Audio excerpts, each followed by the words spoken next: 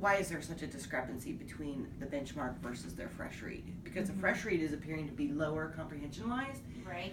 And the other thing is, could it be that with the benchmark it's oral versus the fresh read where they're actually having to complete the comprehension questions independently on their own? And I would think part of it too definitely plays into the fact that when they do the fresh reads, they only read for 1 minute, they take it back to their seat and they do it independently, where when they do the actual benchmark, they're there with you, so there's that accountability to make sure they keep reading and keep doing it, where when it's a fresh read, they go as fast as they want or as slow as they want. You don't know if they've actually and you don't know if they read it. So if we'll move her to tier 2 for both. Okay. And like I said, she was a student last year who was also at that bottom 25, but not special ed. So we'll have data that will track back for us. Okay. As far as her fresh reads though, do you want to leave her at grade 4 and continue to work on the comprehension since you know her benchmark or her F&P benchmark is consistent with grade level?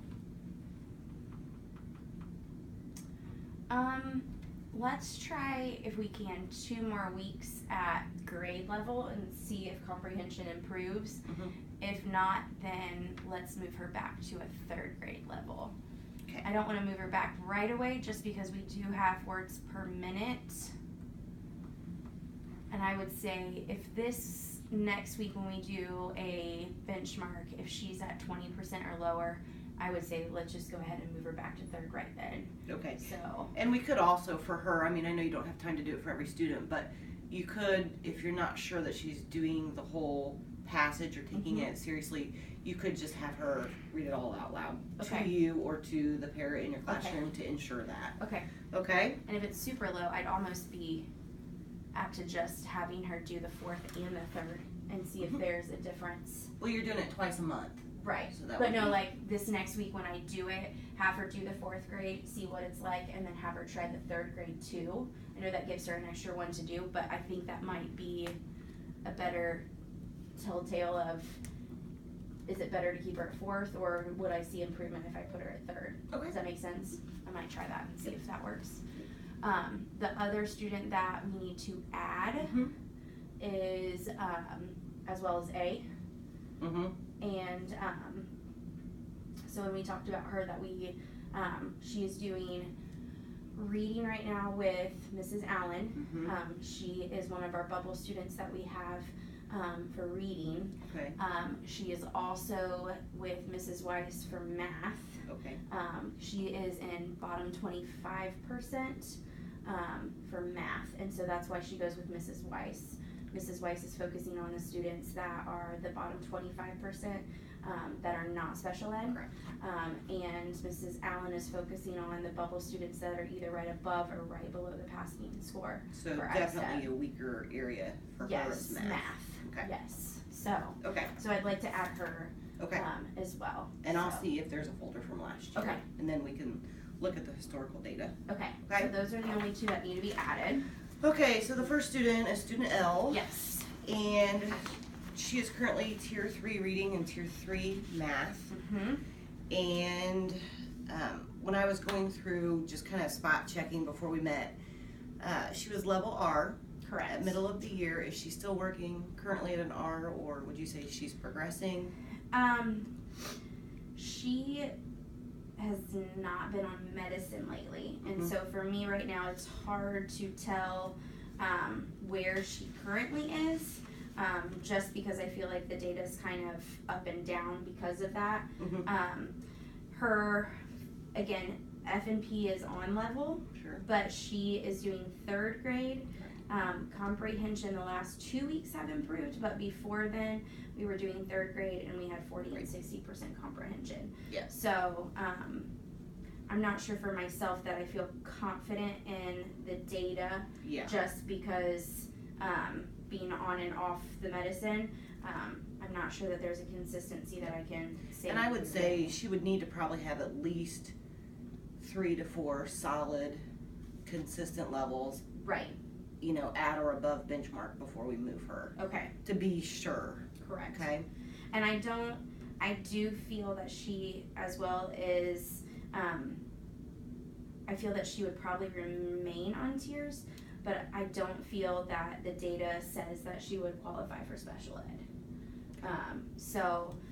I do feel that she does need to have continued intervention in small groups, especially because focusing is something that she has issues with, but I don't feel that she's low enough to the point where she would qualify. Right, and she is showing growth. Yes. Yes, and so that's something to really look at. And honestly, when I was looking at her NWEA scores, she was only 8 points from the goal, and then she was 2 points from the RIT goal in math. Right. So she has deficits, but they're not huge. Right. And even within those deficits, she's still growing. Yes. In reading, she went up 15 points. In math, she went up 17. In language, she went 13. So I would say if we could continue doing another round of both, I think that would be the best thing for her. Okay. I just think small group instruction is definitely beneficial for her. So, all right. We'll remain the same. Okay.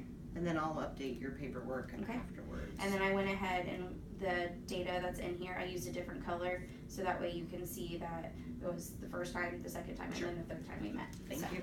That is for her. All right. Then we have student number 2, which is student N. And she is a move-in, so we don't have the actual form that Starr has been using. Correct. So if you have an extra copy of that, I already have the data written here for us. We have her new F&P, which is a level S. Well, she did the level S with me. But which is too hard. And then we moved to the R because we had the conversation that she was reading very fluently. But not understanding I mean, her words per minute were amazing. And she did a lot of self-corrections. But when we actually went back and did the miscue analysis with the MSV, her comprehension was 0. Yeah. And so we went back and did the level R, and that was better. I'm not 100% convinced yet that she's really a level R. So we need to continue to find her correct placement. But we did not get paperwork from Fairview nor Vail on the benchmarks. Correct. Yes. So we're gonna have to just backtrack until we find the right spot for her. Math facts for her. She has been making some progress. For multiplication, she started at a 55 when she came. She's up to a 78. And then for divisions, she started at 46 and she's up to 64. So she's made growth. I do notice in class that she does still struggle with multiple step questions. And then fresh reads, we moved her up to a 4th grade. The first week that we did that, again, just like you said, her words per minute are really high, but comprehension was a 20, and then the last week was an 80. But the questions were much more just face value questions, where the week before it definitely had a depth of knowledge. So I would say let's do another round. I don't think we need to move her up. But also I think a lot of it does have to do that she's been at 3 different schools this year, and I think that plays a part in as well. So. And if we know that she's having difficulty comprehending, that would make sense when you go back to the multi-step math problems. Correct. And also with the deeper thinking comprehension questions. And so that's something that we can just teach towards to help her get what she needs, because she's really not too far behind. No. It's just a matter of pinpointing those fine skills that she has to improve on. So. Okay. So. And math, you want to just leave her until we feel completely comfortable also? Yes. Okay. I would agree. Okay. Okay.